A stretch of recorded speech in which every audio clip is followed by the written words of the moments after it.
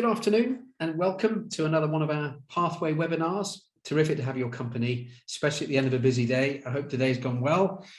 The end of the week is in sight, isn't it? It's Friday tomorrow. So the weekend is just on the horizon, not far. And I think the weather's pretty good, but you haven't tuned in for a weather forecast. You've tuned in to listen to our amazing special guest today. I'm so thrilled to be joined by our guest speaker today. And we're going to talk about what they don't teach you in training. So it's going to be authentic, credible, and based and rooted in the reality of the classroom today because of the speaker who's joining us. And if you'd like to, you know the ropes, I'm sure, if you've joined us before, if you'd like to join the discussion on social, we tend to use the hashtag #TheWholeTeacher because we believe that the pathway, this new CPD program pathway, is very much focused on the whole teacher rather than just their professional development. We're interested in personal development too, in well-being, in resilience, in ambition, and all those deep down things that help us to flourish in our job, as well as our knowledge and skills, our professional knowledge and skills. So by all means, join us on social, but if you'd like to, use that hashtag. If you'd like to find out more about the Pathway program, check out our URL there, go on the website and you can find out more. But it isn't just about Pathway today, it's about thought leadership, isn't it? And listening to the real anecdotes and experiences of our special guest. If you'd like to join in the chat at any time, please do. I will always keep my beady eye on the chat stream because I love to hear from you. It's lovely when it's a two-way thing and we hear your comments. If you have specific questions for our guest speaker, please do share those. And I will try my absolute best to allow a bit of time at the end where we'll be able to collect up some of those questions and pose them to our special guest today, who is, it's the brilliant Omar Akbar. Very experienced teacher, and best-selling educational author who you may, of course, have come across. I'm sure a lot of you will have read his work. That's why you're here. And I'm a big fan personally. So just remains for me to say welcome, Omar. I'm really pleased you're with us today after a very busy day. How's it gone today? How's it going, Andrew? You good? Yeah, very good. Yeah, busy day? Yeah, definitely a busy day. Week three, you know how week 3 is. I think I'm the same as everybody else in that week 1 and 2, that was just like, just wake up in the morning and you're like, why did I agree to this? Do you know what I mean? Why did I agree to become a teacher? Do you know what I mean? But week 3, you're in full swing by then, or getting there at least, you know. Yeah. So I feel better now. You're in your groove now. You got into the rhythm. I think so. I feel like I am. So yeah. No. Yeah. Well, you've been doing it long enough, if I may say. That sounds rude, doesn't it? But why don't you, for those on the call who haven't, I'm sure everybody has, but if they're not aware of your work and so forth, why don't you perhaps start, if you don't mind, by telling us a little bit about your professional journey to date, your experience, and maybe some of your areas of interest as well. We'd be really interested. Definitely. So I've been teaching. This will be my 17th year starting this year, if you include training. Wow. Yeah. So all in inner city Birmingham. So, and this is my 4th school. I trained in Worcester, actually did my PGC there. And as well as teaching, I mean, I've held some management responsibilities, smaller TLRs, so I've done those before. And also, where was I?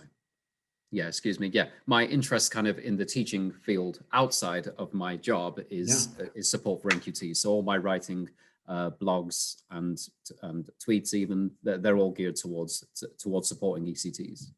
Right. Okay. And that's true from what I've read about you on social. And when we've had conversations, you're very passionate about supporting those early career teachers and so forth to enable them to flourish, aren't you? Yes, you really are. You're all about. Yeah. That is my niche. That is, yeah, definitely. I'm all about. I'm very passionate about that. I enjoy it a lot because I remember the early years of teaching well, the NQT year. They're very ingrained, you know. So yeah, no. And that's something, if I can pass on anything, I get a lot of fulfillment from that. Yeah, well, maybe that's why you've called it what they don't teach you in training. Do you want to explain why you've called it this and what's on your mind here? What are we going to be talking about today? Well, this is it. I mean, there's a lot of things in teaching which they don't teach you in training, just to state the actual title. Because I tend to find that a lot of the training courses, they focus more on pedagogy. Yeah. And how to actually teach. And obviously that's what you should be focusing on. That's I'm not saying they're wrong in doing that, but there's a lot of things which have potential pitfalls, which they don't tell you about. And you learn them later on, usually by doing them wrong. Okay. So I like to think that whereas they teach you how to teach, I teach you how to be a teacher. Okay. So the things which you don't want to get caught out on. For example, I'm just going to quote some of the chapters from the unofficial teacher's manual, which is what we're, right, the light's gone off. And the reason for that is because it's on a motion sensor. There we go. Every so often you're going to wave your arms around. I'm just going to do that. Yeah. I remember those moments. Yeah. Yeah. Okay. So for example, I've got one chapter, how not to write a school email. Okay. Oh, wow. If you make a mistake there, you can get called in somebody's office thinking, well, why am I in trouble? You know, how to get promoted, how and when to say yes and no, because a lot of work gets put on you as a teacher, and you've got to be quite savvy to that. What to do and what not to do in meetings. How to get parents on your side, how to ensure a work-life balance. And I've actually made the point here that this book does not contain any pedagogy whatsoever. It is all about those surrounding, I guess you could call them issues, and how to manage those. And it's rooted in 17 years of doing this. It's rooted in 17 years of practice, and it's not just mine, because I'm very attentive. So I see I've seen other people make mistakes. And I've always thought to myself, do you know what? Somebody needs to tell the new teachers this. Somebody needs to put it all in the book. And in around about 2016, I thought to myself, someone needs to put this in a book. There's no reason why it can't be me. No. So I just did it, you know. You did it. And it's proved to be hugely successful. Yes, it has. I mean, it's actually, I didn't think that would happen, because a lot of books, you know, most books don't really get very far. That is just the nature of the beast. But yeah, it's done a lot. It's a dream come true for me with this book, actually. It really is. It isn't written in a preachy style. It's not masterclassing. It's written, you're on their side, if that makes sense. It's a guide at the side, isn't it? Yes. There's a real sense of inclusion there, and we've got this together, you know, which is terrific. And if I may say, that was really very much the style of your own Pathway course. People on the call may know that Pathway is made up of many, many different courses with terrific speakers, and we were so thrilled. I kind of stalked you a bit on Twitter, I think, probably. I kind of followed you a bit, and I just loved your different posts. And of course, those magnificent videos that you do that always bring a smile to my face. If only I could dance like that. And, don't worry, I'm not going to ask you to demonstrate that today. Well, you know what? Maybe, but don't ask me to join in. And so I was really pleased that we could get you to do this course. And the opening section, the opening chapter of your Pathway course is entitled Ensuring a Work-Life Balance. Now, that's always been a difficult challenge for me, especially, I suppose, in the last 18 months for many teachers. So have you got any advice and tips that we can start off with for the audience here, how they might achieve this difficult balance between home life and work life? I mean, it's always going to be a challenge. I think everybody, that will be unanimous. It's something which you will always have to work out. And sometimes it's not going to be, you're not going to have one in particular time periods at a school. You won't necessarily have it. No. But overall, we would like to have a work-life balance. So for me, it's about managing other parts of your life too. So it's not just about marking and how you're going to organize that, etc. I mean, although that is a big part of it, but I tend to advise the other aspects of your life. Like, for example, if you're working long hours, the last thing you want to do, in my opinion at least, is not waste time on what I've referred to as crap in my book. Okay. So I've advised that we cut the crap. So something like, for example, household chores, excuse me. It's worth investing in a dishwasher. It is worth doing online shopping rather than going to Asda or Tesco or something, so that you have more time to do the things you really want to do. Okay. Also, for example, if exercise is a big part of well-being, so I recommend everybody exercise, but then have a gym near school or near home. So don't waste time in travel, or even if you can, then exercise at school. Because I know there are schools, we do this here actually, that do things like Zumba and classes and things like that, you know. A lot of teachers take up running as well, because running is just door to door. So there's no faff in between. Because when you go to the gym, you have to drive to the gym, most likely. You have to park and you know what I mean? Just, I do. You know, half an hour can just be wasted before you're even there. Whereas running, just run there and back, and it's good for your well-being. Outdoor aerobic exercise is one of the best things for your well-being. And of course, make sure you get to a good amount of sleep. So we're talking between 6 to 8 hours. Every night. And yeah, because not getting the right amount of sleep will affect your teaching for most people. There's few people who are good at functioning on little sleep, but that's most of us. You know, you'll be more anxious, your short-term memory, you might be even short-tempered. So make sure put sleep on a priority list. And also just to make the day longer as well, say on the weekends, a lot of us will be in bed, we'll wake up, then we'll spend time in bed, literally just scrolling through the iPhone, okay? And you haven't done anything. Not that you have to do something, but what I mean is, could that time be better spent on your well-being? You know, like exercising, like learning to dance, for example, as you were saying earlier, something like that, you know? But also, obviously, you've got to prioritize effectively your work effectively too. Yeah. So what I say to new teachers, in fact, probably teachers full stop, is to prioritize what is visible. Okay. Yeah. Now, some people are like, oh, come on, what do you mean by that? Okay. So let me explain. So as a teacher, particularly as a new teacher, you're going to be under a lot of scrutiny. Okay. So if you've got an observation coming up or a book scrutiny coming up, that becomes the priority. Yeah. Okay. So anything which is visible to others, because you're going to be judged by that, that becomes the priority. Now, I'm not saying you put the kids kind of second. That's not what I mean, but you have to strike a balance between those two. The things which are going to be looked at have to be bang on. And of course, you balance that with doing what's best for the kids as well. So it's, of course, it's like that. Yeah. But an observed lesson is more quote unquote important than a lesson which no one's going to observe. For your own professionalism, it is. You have to prioritize. I mean, philosophically speaking, they're both the same, but I'm sure you take the point. In reality, yeah. In reality, is that one is more important than another. I mean, how fair that is, that's a discussion for later. But I also recommend that you spend more time planning, like prioritize planning over marking. So planning over marking, because you're planning in the lesson. That's what the kids are going to remember you for. That's where the learning takes place, for one. And that's what the kids are going to remember you for two. Rarely will kids go back and think, oh, well, you know what? He took ages to mark assessments. Do you know what I mean? I can't imagine that happening, you know? So put the planning first. And also, there is a link. I'm not saying it is the link, because I think that's often used maliciously. Not often, but it can be used maliciously, whereby if your lesson is not planned, your kids, there is a link, is what I'm trying to say, between poor behavior and poor planning. Yeah. It is not the link. No, but there is a link there, you know, like if it's not, if your pace is slow or whatever, you know, so that's another reason to prioritize planning as well. Things like emails as well. I remember being in NQT. Emails. Oh God.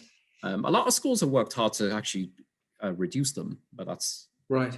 Yeah, but that's something for next time, isn't it? But as it stands, though, most teachers are getting loads and loads of emails every day. And as an NQT or an ECT, excuse me, you get lots straight away and you're like, well, what do I do with this? Then you end up waiting until the end of the day thinking, okay, I'll only get 20, but 20 turns to 40 very quickly. It does. You know, especially if there's 5 people CC'd in and everybody's commenting. Yeah, it just turns into a big long thing. So what I would say is delete them as you go along.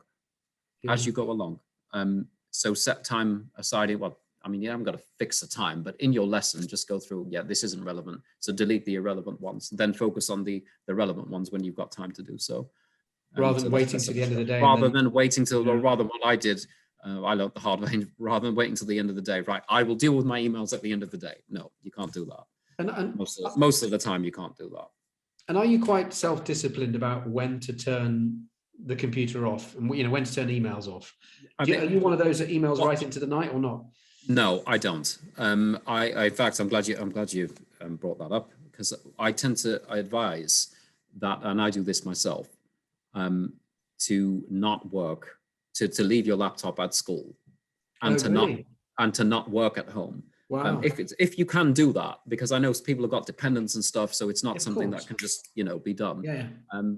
But for somebody like, I mean, your average 23-year-old who's just started, you know, I don't think it's that difficult for them to come in early and leave late and leave the laptop at work. Therefore, you can switch off when you get home. That's you know, to not think about it. Yeah. So I do suggest that, because you're almost keeping that because you're keeping a physical separation, you're keeping a mental separation too. So you can't think about it. You know, when you're at home, you feel like your laptop's looking at you. It's like the other way around. So, It's just you know, winking at you from the yeah, corner of the completely say, room. hey, you know. So yeah. Brilliant.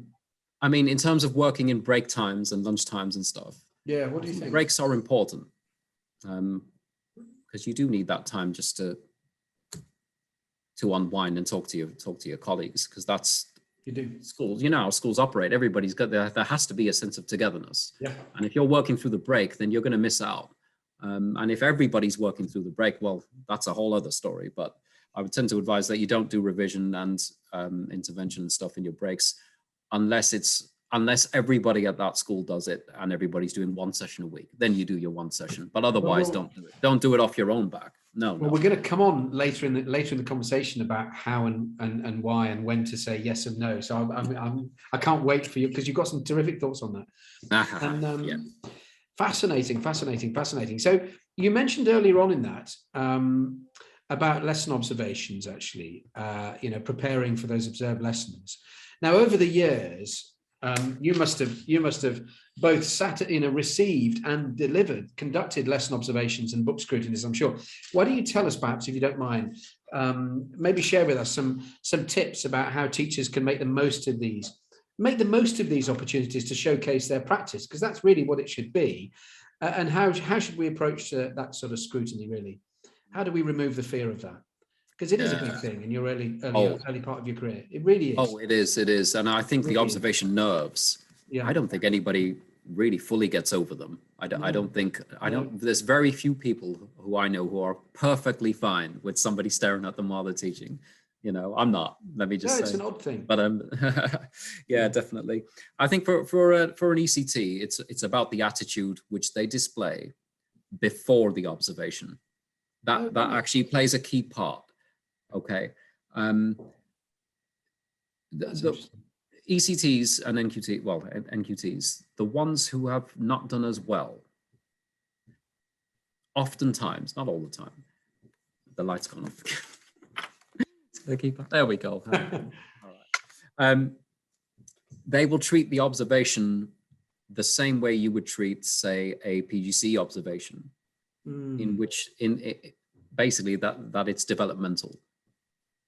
Okay. Now, observations are developmental and they should be developmental, but you are also being assessed.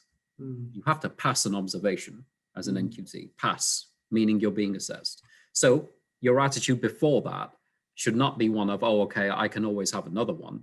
And I'm not saying loads of ECTs do this or NQTs do this, but that is a potential pitfall, you know, because the PGC observations where they've just come from are a lot more friendly.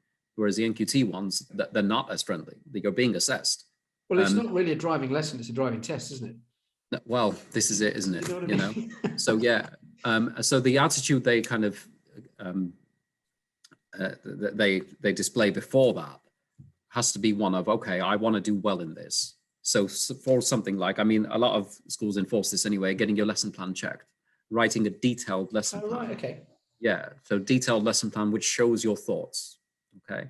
Now, I think detailed lesson plans are beneficial for new teachers because it's a good way to organize their thoughts. I don't think they're necessarily beneficial for me because I've done it many times. And plus the other thing is the benefit of a detailed lesson plan would be that if it goes wrong, if the lesson, they don't make progress or whatever, the first thing the observer is going to say is what were you planning to do? And you have to say, there has to be some fallback there. Well, actually, I wanted to do this and it didn't happen, because that is the nature of the profession is that. I'll also say, I mean, as far as your group is concerned, you want an attitude of doing your best, but you don't want to put on a show while you're there. So don't do some completely new activity. No. Because then you're going to get nervous. The observers are probably going to ask the kids, okay, what are Sir's lessons normally like? Well, he's never done this before. So, well, you know, high stakes. So for example, I mean, make sure they've seen the stuff before at some point, like for example, something like mini whiteboards. Right. Okay. Yeah. So no, you probably don't use mini whiteboards every lesson and you don't have to, but if the kids would have seen mini whiteboards before. I'm just picking an arbitrary example. No, you're I mean, right. just something like that. They've seen them before. So, just something like that. Just make sure they've seen it before. I wouldn't get creative like that, not for an NQT observation of that nature. There's different observations for that purpose, but and everything you learn in your school, the 2 training days in September when they say, right, these are our foci. Okay, right. yeah. So everything in the SIP, everything that's meant to be in there, make sure it's there and spell it out and make it obvious. So if you've got a whole school literacy drive, for example. That's right. There we go. Now I'm getting an email as we're speaking. So if your whole school focus is literacy, and you say, right, now we're doing the literacy task. And you say it must be on the PowerPoint or on the sheet or whatever. I agree. So it's all about, as the analogy we mentioned earlier, the driving test analogy. So it's a case of like, when you're looking in the mirror, when you're looking at the rear view, the instructor will tell you on the test, look at the rear view like this. Yeah, it's true. Whereas you don't have to do that normally because that is enough. I know. But you've got to show it to the examiner. So it's the same thing here. Don't create problems for the observer. Just make it obvious like that.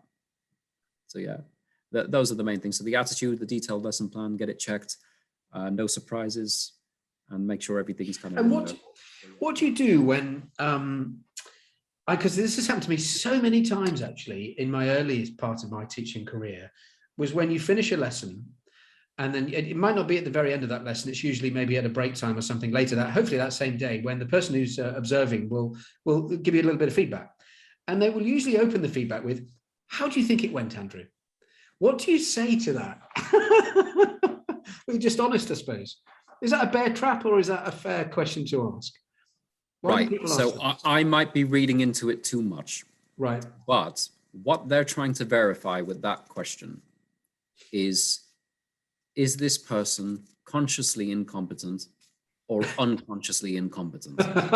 Because unconscious incompetence is the worst kind. If this person's crap and they don't, I'm just being very direct. If this person's crap and they don't know they're crap, that's a problem, isn't it? So if you say it went bad and you know it went bad, then you're less of a problem for the leadership team. Yeah. So that's what they're trying to verify. Can this person, not deceive you, it could work the other way. It could work the other way. Knows the good. Yeah. The best thing you can be is unconscious competence. Okay, so this person does everything right, but he only sees the errors. Yeah. He only knows that he or she, he only focuses on the bits that they didn't do. Okay, so what you can say is, it went all right, but I think I could have done this better. Yeah, quite. I agree. Yeah. I think it went all right, but I think I messed up this bit here, or I probably should have done that. So you pick up on whatever you think they're going to pick up first. I've always been if you say it before they do, you're going to look what I said. So consciously, you're going to look conscious. So I've always been consciously competent. Yeah. I've always been tempted, regardless of how the lesson went. If I'm always given that question as the first question, I've always been tempted to say, absolutely bloody brilliantly, don't you think it was? I've always been tempted to do that because it's such an arbitrary question, but no, you're right. You're right. And the thing is, you can ask, say, okay, how do you think it went? Well, how do you think it went? I know. Well, how do you think it went? How do you think it went? Just do that. I know. It's a game of poker. Yeah. It's a game of poker. Exactly. Yeah. So I think you're dead right there. It is about giving them an indication of, because there's always room for improvement. You can always improve. Of course. I mean, basically, I know I threw a lot of kind of jog on there, unconscious, conscious, and all this kind of stuff. Show them that you are reflective. That's all. That's what you have to do. The key bit of that is to show them that you're reflective. Reflective practice. That's all. Right. Yeah, definitely. Yeah. And what about book looks or book scrutinies? How do we approach those? I mean, that's quite similar to the observations in the sense that. Right. It's to make it obvious. Well, follow your policy, whatever your policy might be, and make it obvious that you are. So, for example, a lot of schools will say do self-assessment. Okay, so put SA, make sure SA is in the margin. And again, so you're making it obvious right there. It's in green pen as well. And I think what every new teacher needs to kind of remember is, I hope this doesn't sound too damning, but if there's no evidence of it, then often you will not, they are likely to assume that you're not doing it. Yeah. If there's That's no true. evidence of it. That's true. That Okay, is so true, you're actually. better off just giving the evidence and getting them out of there. Yeah. Don't Yeah. give them reasons to come back to your books or come into your room, Yeah. anything like that. You Yeah, know, say, that's here it very is, true. look, there you go. And focus on what matters, you know. That's very true. Yeah. Well, they want to see typicality. I keep saying they. I mean, they at the end of the day are experienced teachers like us. And so, I mean, you will have conducted many book scrutinies yourself of those in your department, I suppose. How do you do that kindly and respectfully? You know what I mean? I didn't conduct many because Right. I wasn't that kind of middle leader. Right. So the TLRs I held didn't relate to curriculum. Right. But the way they're conducted, though, often whoever's conducting them, they've also got 100 million other things to do. Yeah, it's not something they enjoy doing. No. They will conduct them, and they don't want to spend ages looking for things. No. Okay. Make it So easy for them. if you've got an assessed task stuck in a book, you've asked the kids to stick it in. Yeah. And the kids folded it. Yeah. And they don't see it the first time. Yeah. They can very easily say, well, where is that assessment? Yeah. You know, and you don't want to create a problem for yourself or anybody else. So tell the kids, right. don't stick that in. Make sure it's right there. So, you know? So what about this other brilliant chapter? And there's lots of different chapters in both in your book and obviously in the Pathway course for us. But there's another brilliant one which you it's a lovely cheeky title, which is How and When to Say No or Yes. Now, I really struggled with this. I said yes to blooming everything in my first few years, and I think I still do actually. So, what's on your mind here? Why do you want to address this? How can we get out of this habit? It's a tough one to answer. But we want to be keen, don't we? We want to be keen. We want to be keen, and there are things you want to say yes to. You don't want to be somebody who just goes around saying no to everything, you know. But you have to balance that with the fact that in education it can be quite common for somebody just to dump something on you, and you feel that you have to say yes, and whatever they're dumping on you is not beneficial in any way. So what I would say is before you say yes, before you say no or yes, whatever it is, sorry, back here again, here we go. Just ask yourself a few questions. So you say, okay, is this gonna improve my teaching? Is this gonna improve my relationship with the pupils? How long is this gonna take? What is everybody else saying? Is everybody else agreeing to this? Yeah. You know, so that's kind of key too.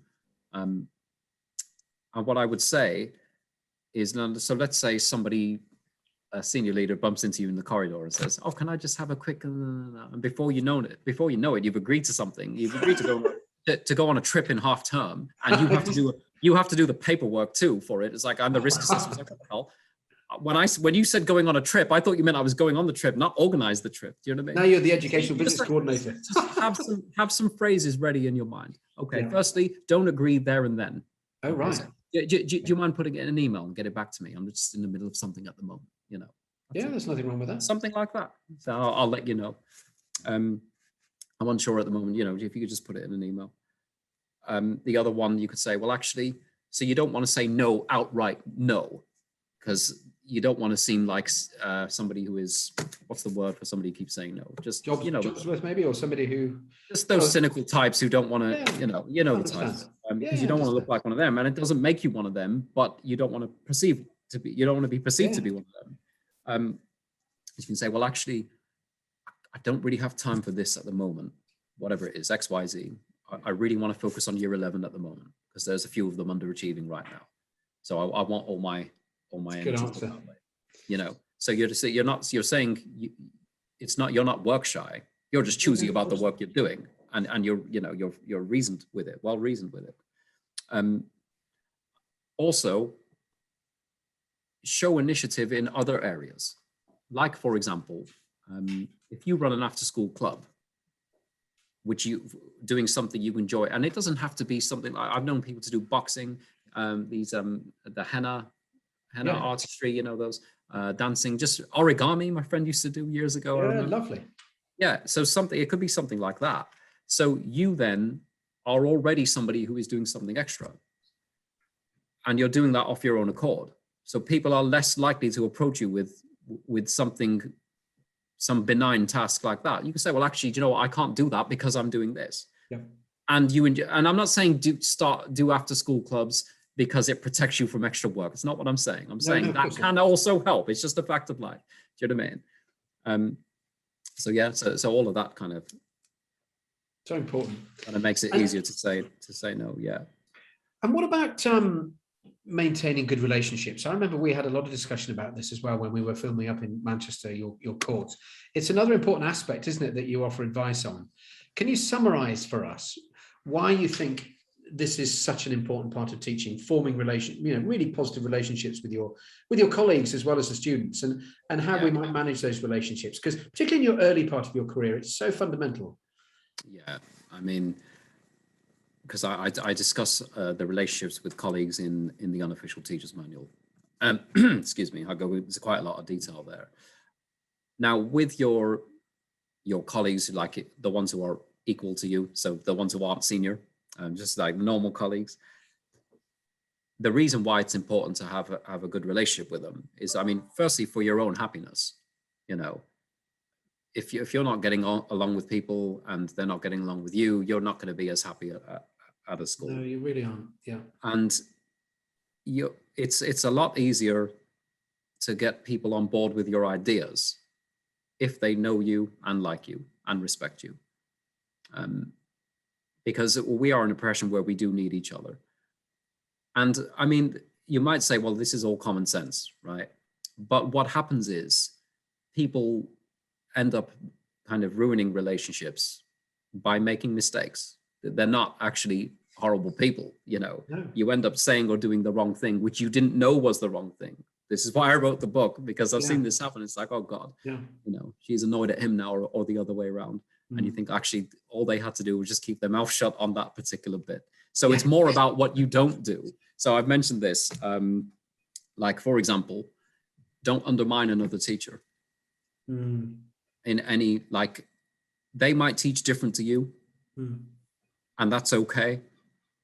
You know, nobody has to do the exact same thing. I agree.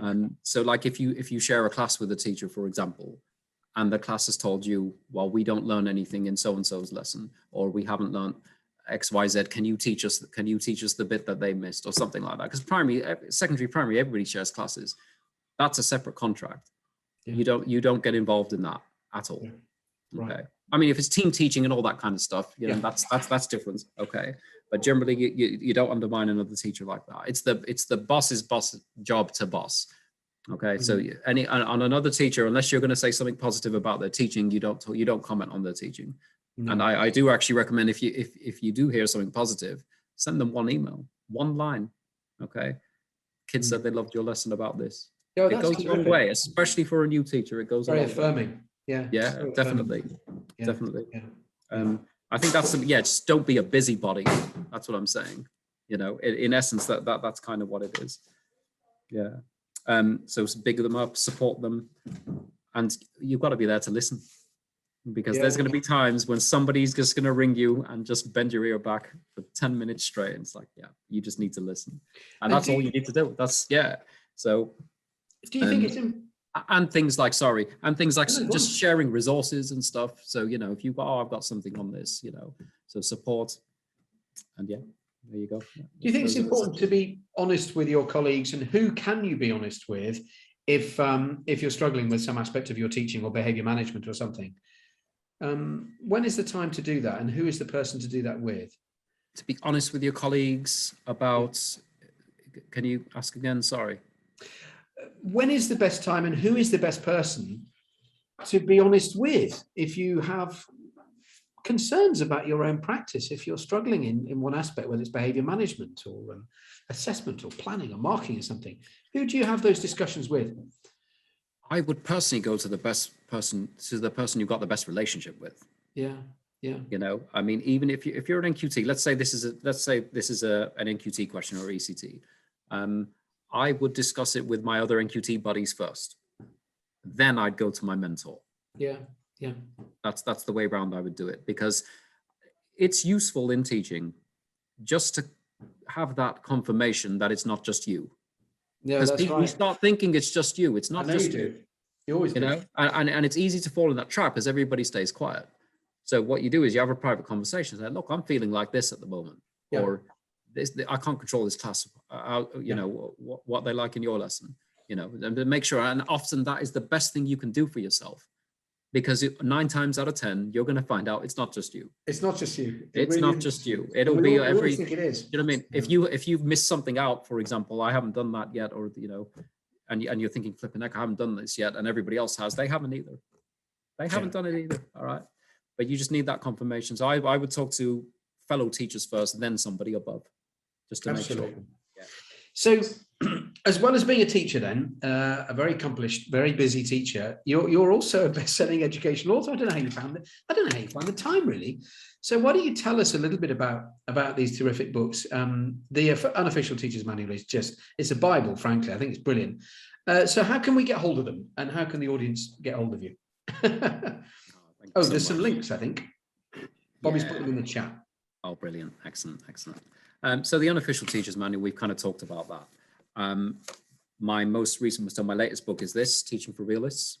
Teaching for Realists, right. Teaching for Realists, making the education system work for you and your pupils. Right. Okay. So what this is about the tricky parts of the system, which you as a teacher can be adversely affected by, but your pupils can too. Yeah. Okay.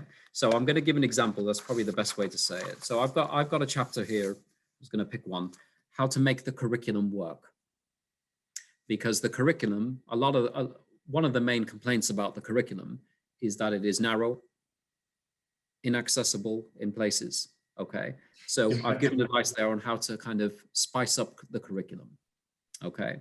I've got another chapter, there's another chapter in here called, this one's good, if I do say so myself, sorry, how to manage behavior policies. Okay, so like, for example,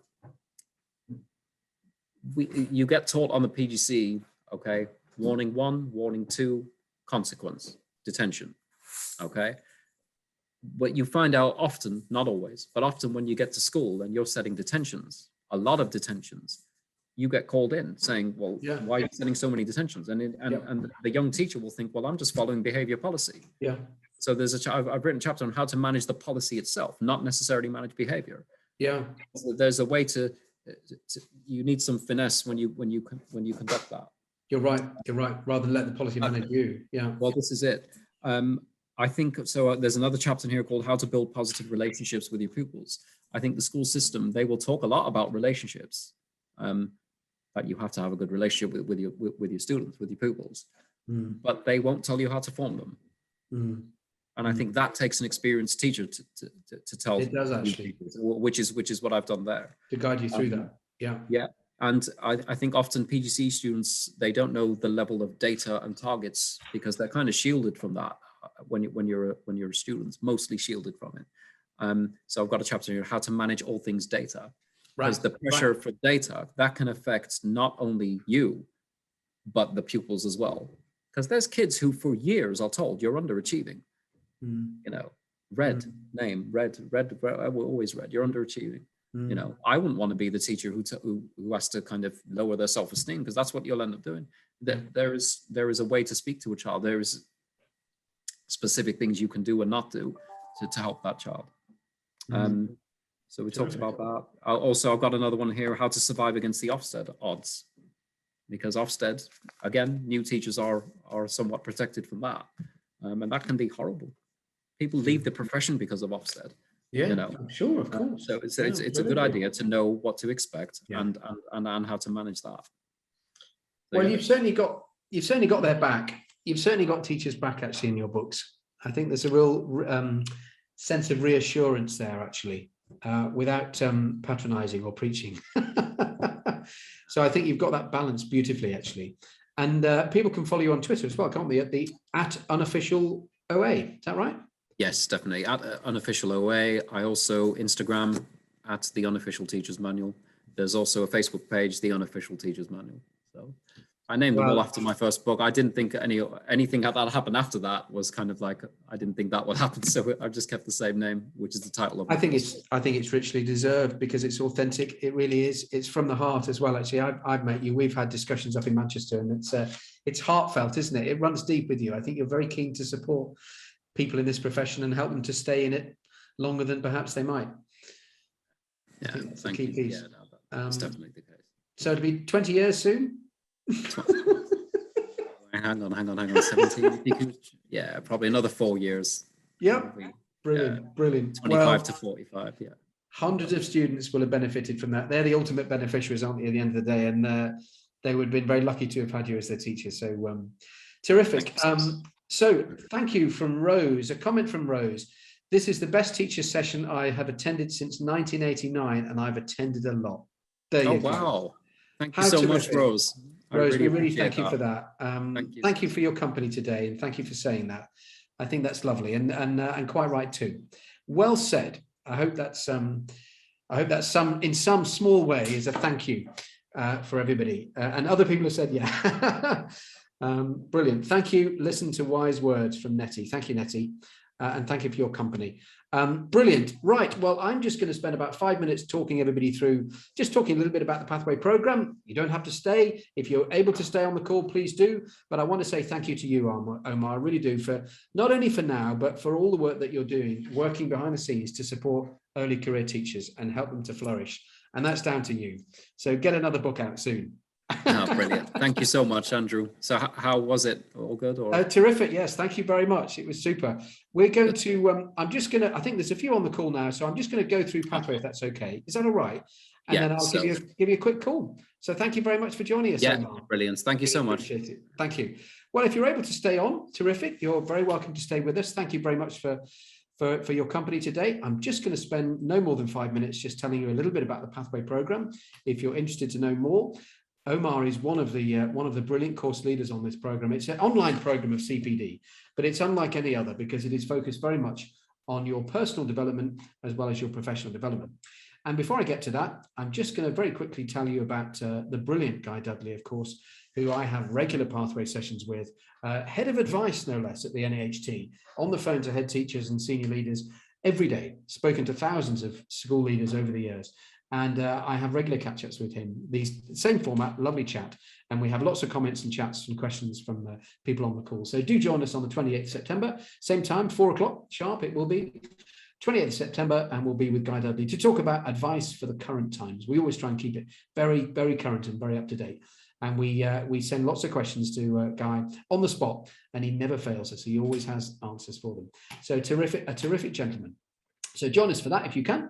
And the Pathway program, as I said, just a quick summary. It is an online program. It's in full partnership with the NAHT. Superb organization. And we love working with them. They share our vision very much for supporting the whole teacher, by which I mean not just their professional knowledge and skills, important though that is, but also their well-being and their resilience and their ambition and all those deep down things, their motivation that keep us in this important profession. How do we do that? Well, we really do look at courses that combine the two. And when you do that, I think it actually allows teachers to hold on to something which is very important in this profession, which is their sense of empowerment and their agency.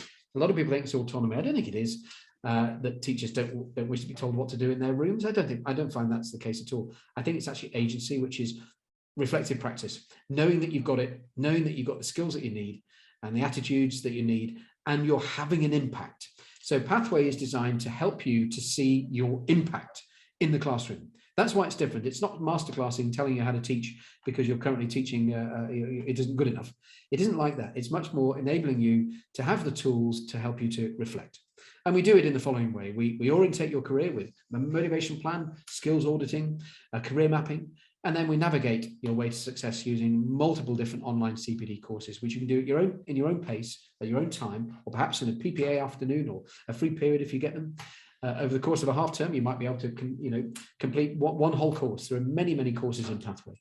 And all the way through, we look at reflective practice with well-being, developing critical reflection skills, and accessing the all-important advice hub from Guy Dudley himself at the NAHT.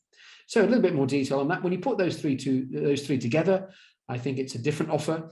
I think it's a virtuous cycle of professional empowerment, really, rather than just development, because it's based on your own reflections, your own coaching, your own self-assessments and self-reflections. And because it's about you and how you feel, isn't it? It isn't just what you know in teaching, I think, that counts. It's what you can do with what you know. And I've always found that that is inextricably linked to how you feel. So I think reflective practice can be very empowering if it's done well. So this is the first section, orientation. You're looking at the guide to motivation, skills auditing with matched against the teacher standards, and also some leadership standards, some leadership skills and competencies that we've identified, working with a whole range of experienced head teachers and the recruitment consultants and leadership lecturers at various universities. We came up with a terrific list of competencies for leaders as well.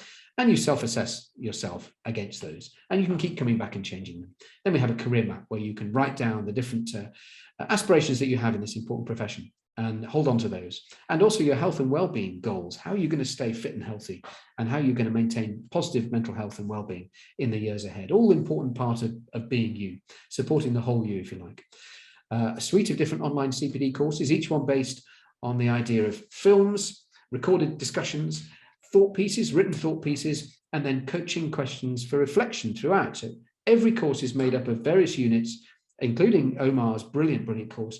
And each of those are made up of different coaching questions for reflection. These are you're just looking at a few of them here. Curriculum of Hope with Dr. Deborah Kidd, terrific course. Also with brilliant one with Pran Patel, actually, real provocateur, actually, a real provoker of thought, and a terrific person who speaks about diversity, equality, and inclusion. Terrific course. Another one from Max Coates on developing successful teams. Here's the whole suite of courses that we're offering at the moment. And you'll see Omar's terrific course in there as well, which was brilliant course on what they don't teach you in training over on the right there. So a suite of different courses at the moment. You won't see how to support phonics in year 1, for example, or how to teach maths in year 5. We're not doing that yet. We didn't want to just restrict ourselves to those subject specific courses. We wanted to go for the more generic courses that are drilling into this idea of the craft of teaching and the craft of leadership. And we're very proud of the suite of courses that we have with some terrific speakers. And you've heard from Omar today, of course. And every course is made up of different units with films and, as I said, thought pieces, academic writing to read with suggested bibliography, suggested reading, wider reading, and those important questions for reflection. And the space, because it's individual logins, the space in the Pathway program to write as much as you like in answer to each of those coaching questions. You could write a 10,000 word thesis if you wanted, or a few lines. And because it's online, you can keep coming back to it. It doesn't disappear as soon as you've completed a course. All of your courses stay open and they form part of your own professional learning journal, which is where reflective practice lies, I think. And then the final piece is reflection itself, which is the wellbeing program with Professor Tim O'Brien and Dr. Dennis Guiney, eminently qualified to be talking about wellbeing in schools, both very experienced teachers and now university lecturers specializing in well-being, human psychology, human development, teenage, actually, adolescent psychology, adolescent development is something that they're very keen on as well. And they're brilliant speakers and brilliant authors. And we're very lucky to have them in the Pathway program. And then that all-important advice hub, manned and edited by Guy Dudley himself, head of advice at the NHT. And it's divided into all those different categories. Every single category in the Advice Hub has dozens and dozens and dozens of little thought pieces, little advice pieces, saved as a PDF. You can download them and save them. And we're constantly uploading more and more advice pieces, which will keep you out of trouble, keep you on the straight and narrow, and provide you with the very latest up-to-date information on statutory changes and all those things that happen. We're always tweaking educational statutes, aren't we? We're always changing policies and procedures. So we keep you up to date with the very latest changes in teaching and leading today. And just a few photographs of some of the different films that we've made in roundtable discussions with authentic teachers and leaders and sharing our experiences. So I hope you found that interesting. It's based on individual login, as I said, so you can keep on working through each course at your own pace and time, and very much promoting self-investment, critical reflection, rather than just a straight masterclass. These aren't narrated PowerPoints with an expert looking at you telling you how to do it better. This is about you and how you feel and your own professional reflections. Right, I hope that was helpful to you, and delighted to have had your company today. Thank you so much for staying so late. I hope you're able to switch off soon. join the discussion. Do join us on social, #TheWholeTeacher. And of course, if you'd like to find out any more about Pathway, you can book yourself a no obligation call where we can demonstrate the program to you, no obligations at all, just to find out more. And you can find out a lot more information to read actually, and some videos on there to find out more about the program itself by visiting our website there. Right, I think that's everything. Thank you so much for your company. I'm just checking the chat stream. My brilliant colleague Bobby has just shared some links so that you can just click straight on it and it'll take you straight to the Pathway page. Right, well, we'll see you on the 28th of September when we sit down with a brilliant Guy Dudley, 4 o'clock. Don't miss it. I'll see you then. Many thanks.